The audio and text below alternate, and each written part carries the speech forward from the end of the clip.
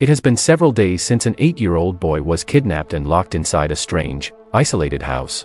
To make things worse, on the very same day he was taken, his beloved mother was brutally murdered right in front of him. The boy is left heartbroken, his anger beyond words. His world has fallen apart in a single night. Until now, nobody has come to rescue him. No police, no neighbors, no strangers. The boy realizes he is completely alone. With tears in his eyes and pain in his heart, he decides that one day he will avenge his mother. He makes a promise to himself: he will find a way to make his kidnapper pay, no matter how long it takes.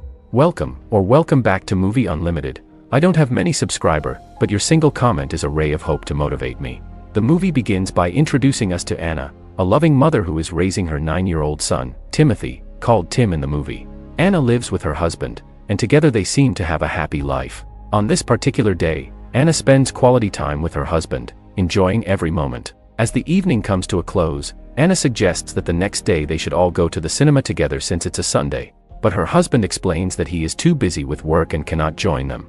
Instead, he tells Anna that she should go with their son. To make them happy, he even gives them extra money, saying they should use it to enjoy themselves and spend the day without any worries. He also advises them to take a taxi instead of the bus because it would be more comfortable and less crowded. The next morning, Anna and her son Timothy are excited. They dress up, ready to spend the day together at the cinema. They wave goodbye to the house and call for a nearby taxi. Soon, a driver pulls up to pick them up. They get inside the car, smiling and cheerful, and tell him their destination. At first, everything feels normal, but as the ride continues, something doesn't feel right. Suddenly, the driver takes a different turn, heading toward a strange and deserted road. Anna quickly notices this and asks why he's going the wrong way. Shockingly, the driver calmly responds, telling them that they are being kidnapped. Both mother and son panic. Anna begs him to stop, shouting for help. Timothy screams, hoping someone will hear them. But the road is empty. There are no people, no houses, nothing but silence. The driver continues driving to a lonely place far away from town. Anna, desperate to protect her son, pleads with the driver. She tells him she has money and is willing to give him everything if he just lets them go. But the driver looks at her coldly and says money is not what he wants. What he desires is far darker. Once they arrive at the remote house, the horror truly begins.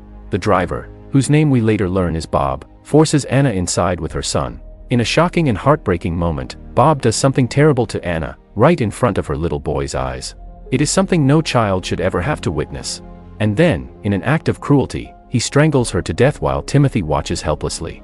The 9-year-old boy is so overwhelmed by shock and grief that he faints, his small body unable to handle the trauma. When Timothy wakes up the next day, his nightmare is far from over. He is still in the same house, trapped. Bob sits calmly, watching him. He tells Timothy the devastating truth: his mother is gone, and he will never see her again.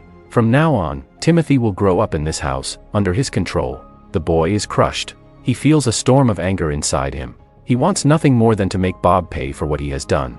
But he is too young, too weak. So, silently, Timothy begins to plan. Bob gives Timothy a new name. He calls him Rabbit, stripping away his real identity. From that day on, Rabbit becomes his prisoner and servant. Bob explains his twisted plan. He will continue kidnapping women, and Rabbit will clean up after him. If Rabbit ever tries to escape or disobey, Bob threatens that he will kill him without hesitation. Day after day, Rabbit is forced to work like a slave. He cooks food, washes clothes, cleans the house, and obeys every order. Bob is pleased with his obedience. Meanwhile, Bob continues his dark acts, kidnapping women, torturing them, and killing them one by one. Weeks turn into months, and months turn into years.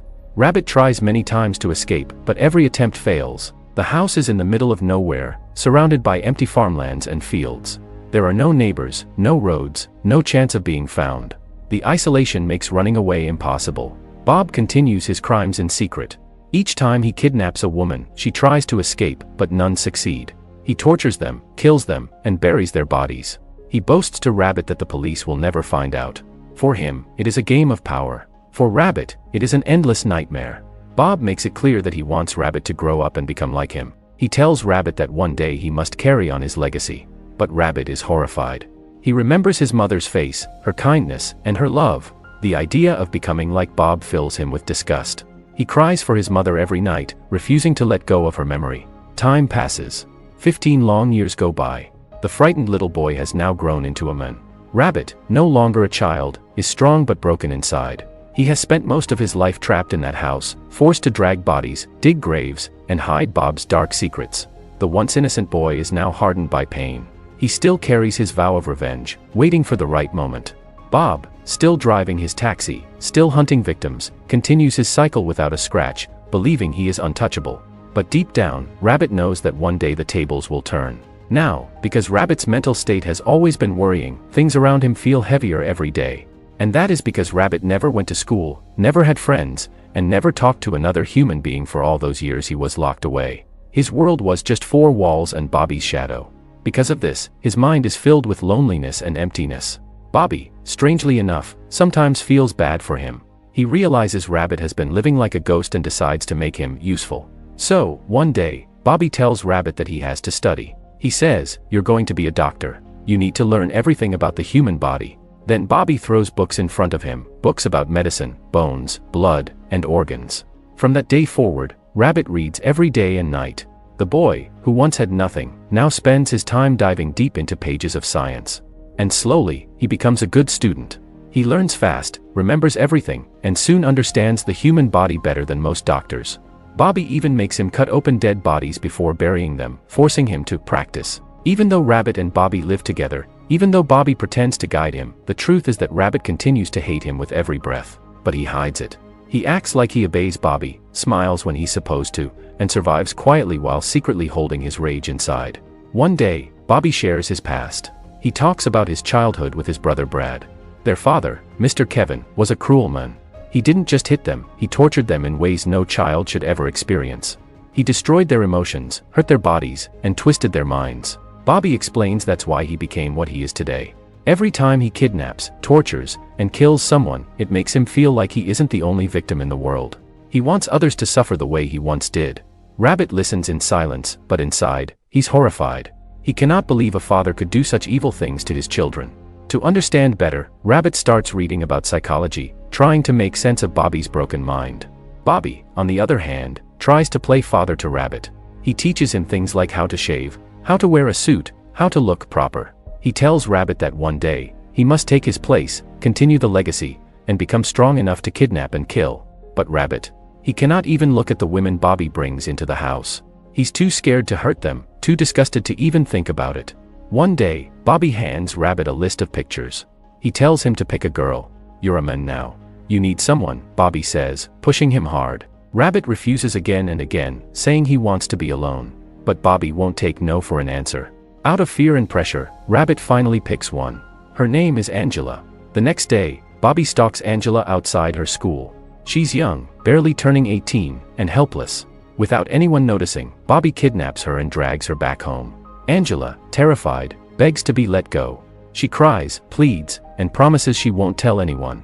But Bobby laughs and says she has someone she needs to meet. He pushes Rabbit into the room. When Rabbit sees Angela, his heart sinks.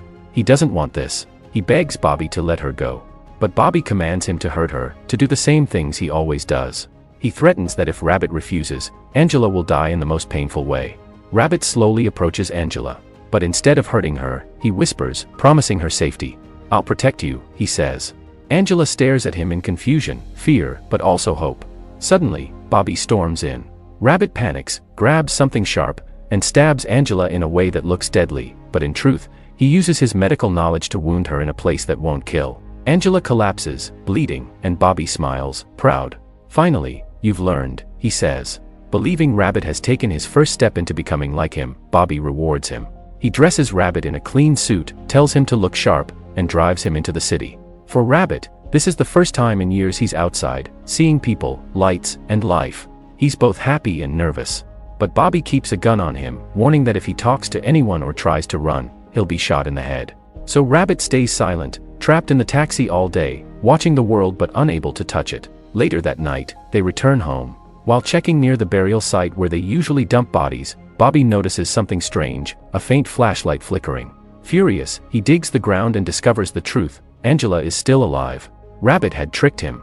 Bobby explodes in rage and tries to finish Angela off. But Angela, weak but determined, fights back. She stabs his leg with a knife, immobilizing him. At that very moment, Rabbit rushes in.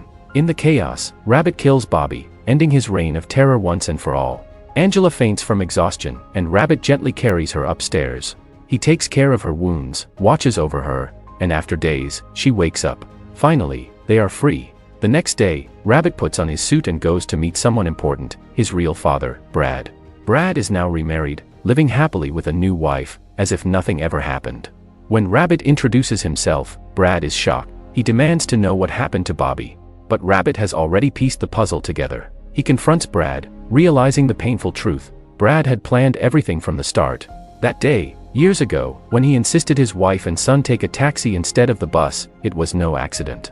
Brad had paid Bobby to kidnap them. Bobby wasn't just a stranger, he was Rabbit's uncle. Brad wanted his wife gone and his son out of the way so he could start a new life with another woman. Hearing this, Rabbit is filled with rage. His own father betrayed him, destroyed his family, and caused years of suffering.